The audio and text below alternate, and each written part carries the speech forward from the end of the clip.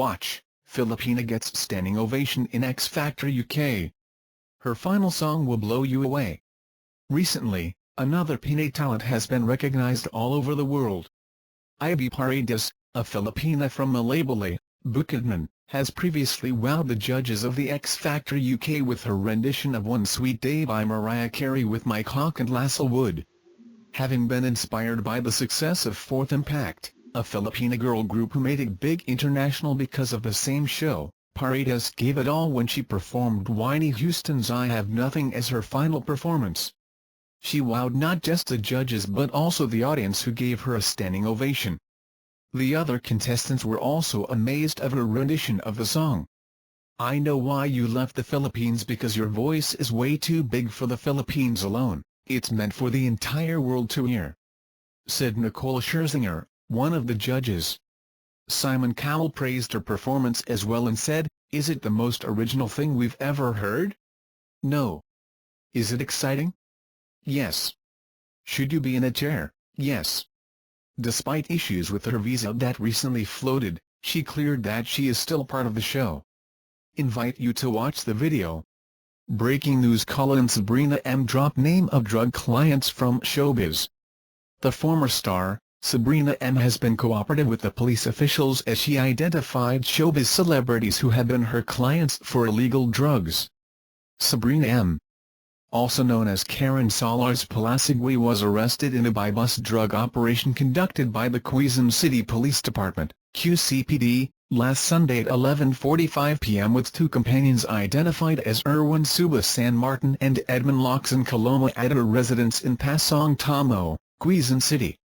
Prior to her actual arrest, Sabrina M sold 6,000 Philippine pesos worth of shabu or methamphetamine hydrochloride to a member of QCPD anti-illegal drug group.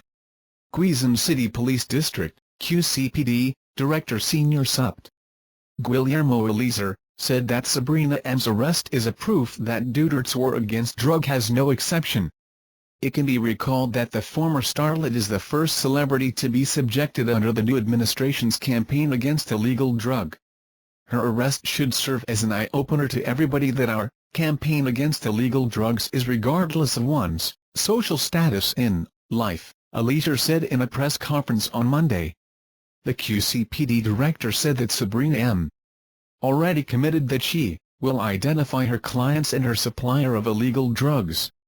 Before the former sexy actress was caught, the QCPD Anti-Illegal Drugs Department received intelligence reports that she is using and selling illegal drugs. Eliezer presented a video of Sabrina M doing a pot session with her companions and recovered from her were sackets of shabu and other drug paraphernalia. Meanwhile, the sexy actress and her companions will face charges of conspiracy, possession and selling of illegal drugs. Invite you to watch the video. Must watch: Senator Cayetano slams Senator Trillanes, answers tirades against Duterte. As Senator Antonio Trillanes forgave his privileged speech in the Senate hearing of extrajudicial killings filed against President Duterte, Senator Alan Peter Cayetano counter-argued and criticized his statements on Monday, September 26. Senator Trillanes made headlines last week as he claimed in an interview that he conducted investigations and collected evidences that will prove the credibility of Edgar Matabato. In addition, Senator Trillanes also accused the president to be the man behind the mass killings of thousands of criminals in Davao City through the notorious Davao Death Squad. However, Senator Alan Peter Cayetano, who ran alongside President Duterte during the national elections, did not let Trillanes' speech end without a debate. Cayetano in the video mentioned some of what he thinks are interpolated ideas presented by Trillanes to cover inconsistencies in Matabato's statements.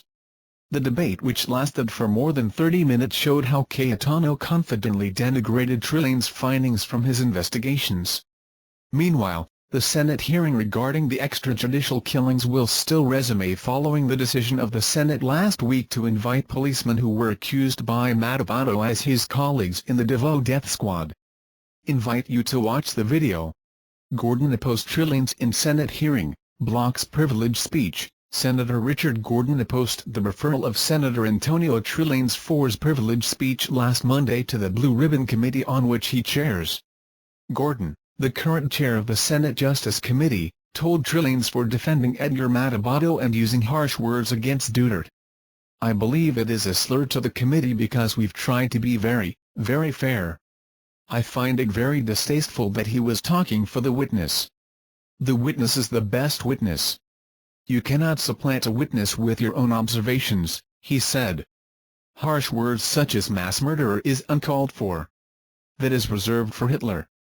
That is reserved for Stalin, that is reserved for the President of Cambodia, Pol Pot," Gordon added.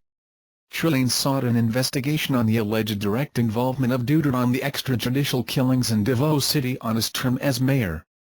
Trillanes raised the matter during his privileged speech where he presented documents to dispute the statements of his co-senators that Matabato, a confessed member of the Davao death squad, was inconsistent in the stories he presented.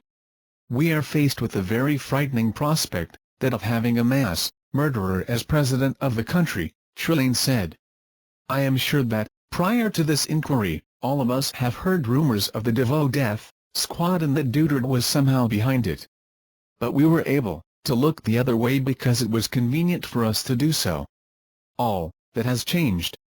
Invite you to watch the video. Apologizes to Pangasinan execs in drug matrix. President Duterte yesterday apologized to former Pangasinan governor and now Representative Amado Espino for including him in the drug matrix at the new Malaybalay prison. Espino was humbled by the president's apology, saying his family, friends and the people of Pangasinan are grateful for Duterte for being a true leader and a gentleman. "I kept silent for the past 3 weeks, knowing I am not guilty. I had the opportunity to meet and talk with the president on August 30 and he promised to have the matrix revalidated by proper authorities," he said. The so-called drug matrix included former Justice Secretary now Senator Leila de Lima and former Justice Undersecretary Francisco Buron, whom the president earlier described as having brought narco-politics into the country.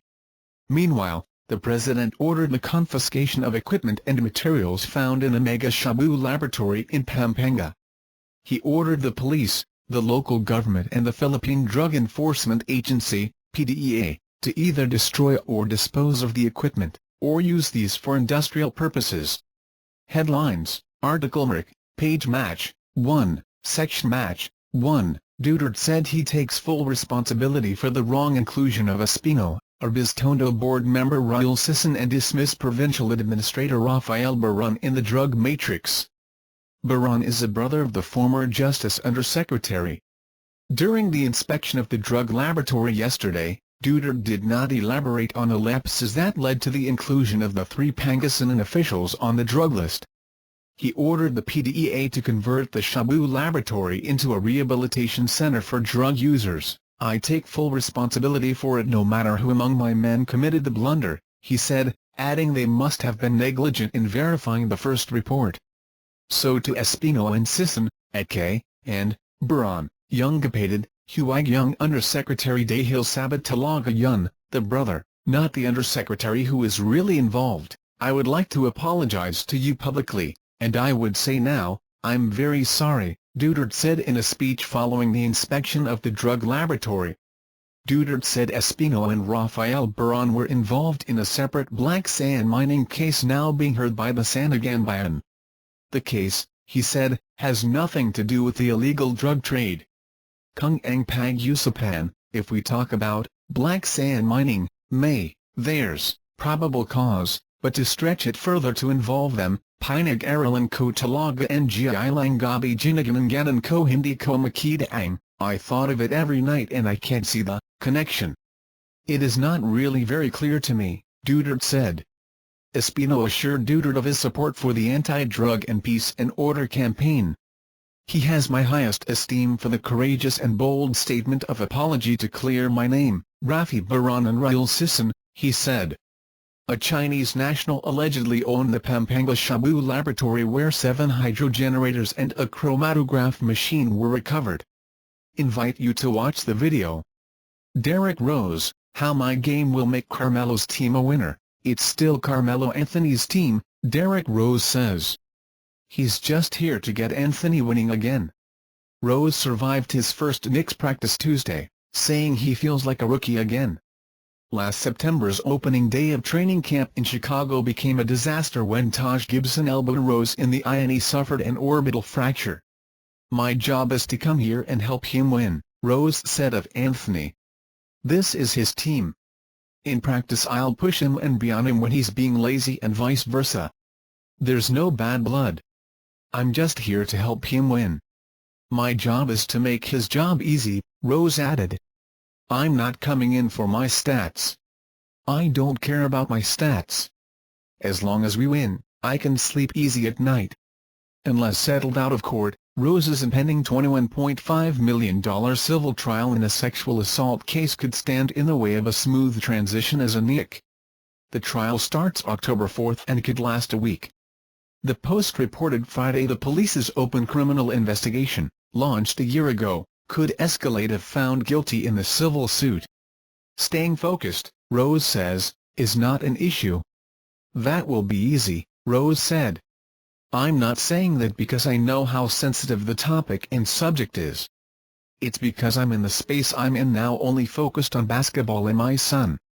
Those are the only two things I'm worried about. All the other stuff I have a great team that's handling that." Rose, obtained in late June via trade, went out of his way in the off-season to befriend Anthony. He joined Anthony for 4 days in late August in Puerto Rico, where Anthony's foundation hosts charity events. Modal trigger, Rose and Anthony photo, Getty Images. "It was all about breaking the ice with him," Rose said. "I didn't want to break the ice with him here in camp. Being part of his foundation, seeing him as a person. He brought his wife and family. I wanted to meet him before we got here. There was basketball but mostly rest and relaxation. Most of the time I was on the resort. I went to functions here and there, but most of the time I was on the beach," Rose said. "He didn't complain at all. He just wanted me there." During his exit interview last April after a third straight non-playoff season, Anthony lobbied for Knicks president Phil Jackson to land a premier point guard. After one practice, Anthony already sees the fire back in Rose's healed eyes. "I'm more excited for him than he is for himself," Anthony said. "I love comeback stories, love guys counted out, back against the wall who have an opportunity to go out there and prove themselves. You can see a different Derek than the past couple of years. There's a different look on his face." Rose said the Knicks personnel could make them scary when we're clicking, adding the sky's the limit. Modal trigger, Derrick Rose photo, Charles Wenzelberg. "It should just be easy for Anthony with the way I play and how teams guard me," Rose said. "They usually put two guys on me and bigs don't let me go all the way to the rim. We should have a lot of open knockdown shots and he's a knockdown shooter." After missing training camp last year, Rose returned to play 66 games, a nice step back after 3 knee surgeries. But he knows last season could have been more productive if not for the eye issue. "Coming back, I had double vision," said Rose, who averaged 16.4 points and 4.7 assists. "I could see but I still had people criticizing and critiquing my game. I wasn't even 100%. I wasn't even 80%. I didn't want to lose my conditioning and was out there playing and competing. Along the way, people still found a way to critique my game. If anything, it made me a lot better. I finished the second half of the season pretty well." As this camp commenced, Rose said he feels like a rookie because of a lot of change. "Learning a new system, new city, new teammates, where Melo likes the ball," he said. "Not just Melo but guys coming off the bench. Trying to learn everybody. I've got to figure these things out right away." He already has figured out the potential of 7'3" Kristaps Porzingis in his second season. "I'm going to always find a way to get him the ball," Rose said. Thank you for watching videos like you. Remember, the channel, register and comment below. Thank you.